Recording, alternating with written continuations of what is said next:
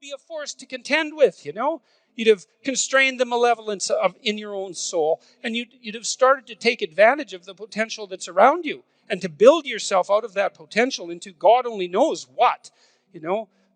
And then maybe with that wisdom, you can set the structures around you in order, at least more in order than they are, or maybe to disintegrate them a bit when they need it and to restructure them so they're even better than they are. And you can push back nature in its horrible form and invite it forward in its positive form and make things better for you and for your family and for your community. And you can approach the unknown itself and you can explore that, the potential that's out there. And you can bring back the treasure that's part of the unknown potential. And you can distribute that.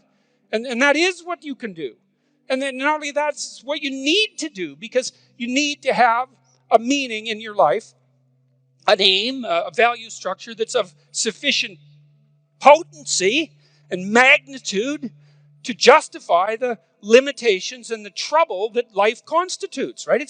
This is no trivial business that we're involved in, right? We're all in this up to our necks, literally. It's a mortal game.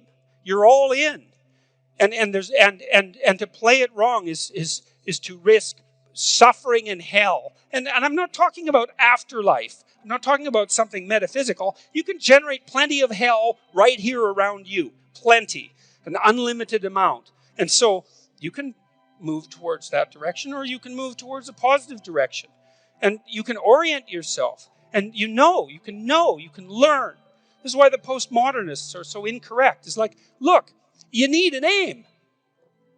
You need an aim. You cannot organize the way you look at the world without an aim. It's not optional. And then the question is, well, what should the aim be? Well, probably not to radically increase the amount of misery and suffering that you experience in everyone else. I mean, maybe you want to go that route, and people do, but I think they only do when they become bitter and they give up, you know, and they make mistakes they know they're making, right? It's conscious decision to go down that route. It's not like they think that's okay to begin with. Their aim's wrong. It's like, straighten out your aim. So there's an old idea, this idea of sin. Sin is a word that was derived from a Greek word, hamartia. And hamartia is an archery term, and it means to miss the target. And so you think, well, how can you miss the target? Well, you have no weapon. Well, then you miss the target. You have no target. You have no aim. Well, then you miss the target. You don't pick up your bow. Well, then you miss the target. You don't draw it back. Then you miss the target. You don't practice and miss many times, right? Because you have to do that to develop the skill to hit the target. So you're not willing to take the risk to miss. You do none of that. And so you miss the target. And that's the sin. And then you miss your life. And then what happens around you is that, well, there's far more hell than there has to be, and there's much less heaven than there could be. And it's on you. And that's part of your, what would you say, your divine value, let's say, that sets you aside along with everyone else as something, someone, some being that even the law itself has to respect intrinsically. And it's marked out in our culture by the sovereignty that you possess and the notion that there's something in you that's made in the image of God, something that can confront the unknown and to create habitable order out of chaos and potential, and to do that properly. And that's all true as far as I can tell. And it's all necessary to know. It's coded in the deepest stories that are at the base of our culture. And we're in danger of not understanding them and not believing them. And it's a big mistake because they're heavy and profound and weighty and fundamental and necessary. Because you have to stand on something that's solid, or everything is sand and you fall in and you're done. And so is everything around you. I type letters, I type words, phrases, sentences, paragraphs. I sequence the paragraphs, I make chapters, I write books. It's all coherently laid out towards some higher order aim, all of that. And the aim is, as far as I'm concerned, to share my clinical knowledge and to educate people. And that makes sense because I'm a clinician and a researcher and a professor. And so if I was going to do that, I've decided I'm going to do that. So that's what I'm doing. And hopefully that's a good thing. And hopefully people respond to it as if it's a good thing, because then that's a good thing for me and it's a good thing for them. And so that seems to be like the very definition of a good thing. And I'm trying to set things straight, right? I'm trying to set myself straight by writing carefully.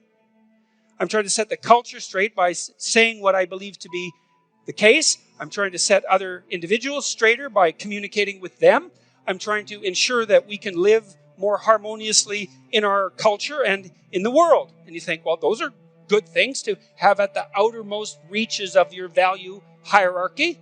You know, my friend of mine was talking to me about bricklayers the other day, and he's trying to restructure a major company at the moment. And we were talking about how to motivate people. He said, well, let's say you're a bricklayer. It's like, you know, one damn brick after another. How are you going to be excited about that?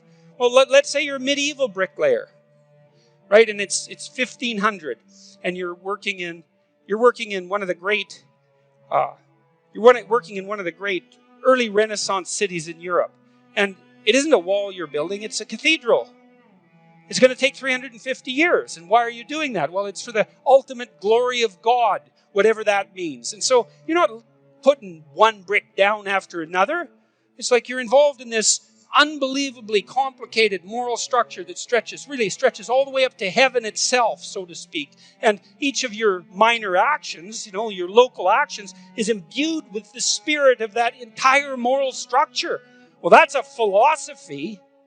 It's like, well, do you have a meaning in life? What's the meaning of life? Well, hopefully it isn't just unrequited suffering and malevolence. We could dispense with that as much as possible. That might be a good start. But then to aim high, well, that seems to be reasonable. To aim as high as you can. And we've laid out things that could be aimed at. You could constrain yourself, you know. There are things you're not doing and things that you shouldn't be doing.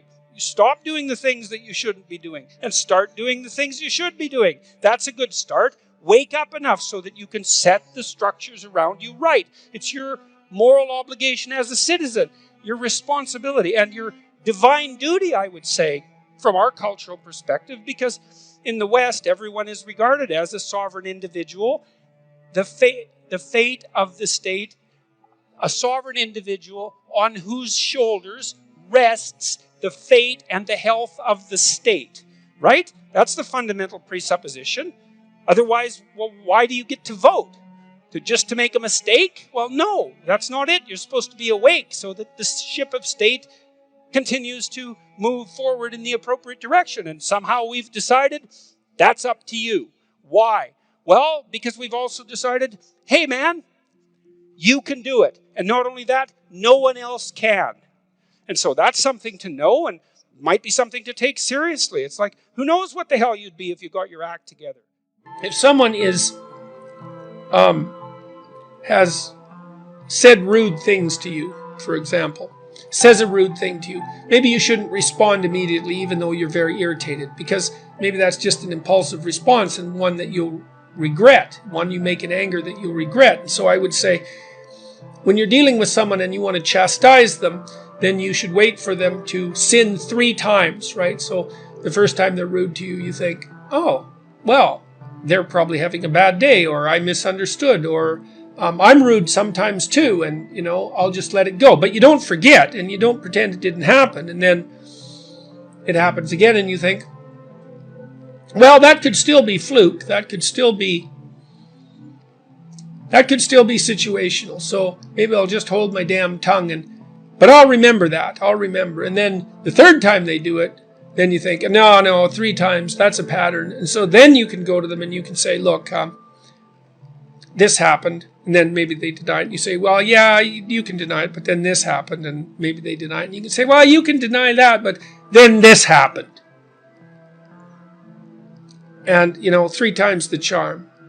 And that's a time when you should stand up for yourself and say what you have to say. Look, you have to put yourself in a position where you can say what you have to say. You have to think it through. You have to have a plan. And you can't just launch yourself off the edge of a cliff and hope that God's going to catch you on the way down.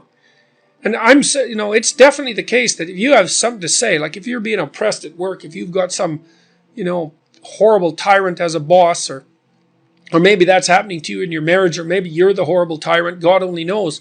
There's things that have to be said, but that doesn't mean you can just blurt them out.